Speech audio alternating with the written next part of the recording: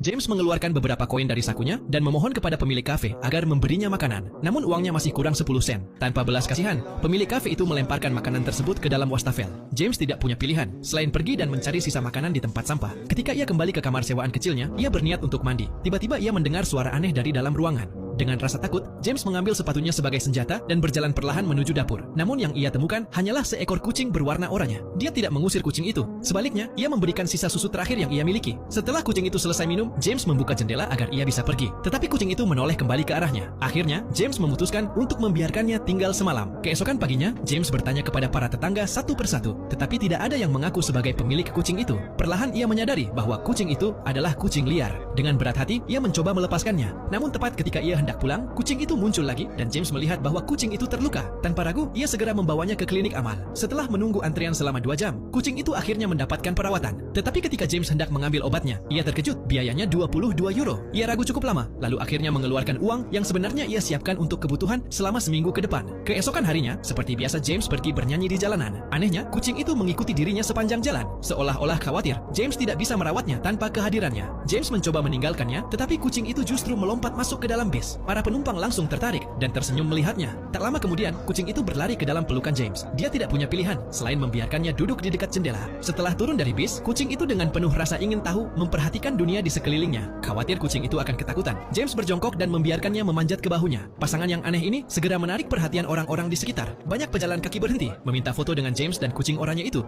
Nyanyian James pun akhirnya mendapatkan tepuk tangan dari banyak orang. Mereka juga memberikan banyak uang tip. Setelah pertunjukan selesai, James dan kucing itu bahkan saling tos dengan gembira. Penghasilan hari itu melebihi total penghasilannya selama beberapa minggu sebelumnya. Kemudian, mereka pergi ke supermarket bersama. James bahkan membiarkan kucing itu memilih makanan kaleng favoritnya. Sejak saat itu,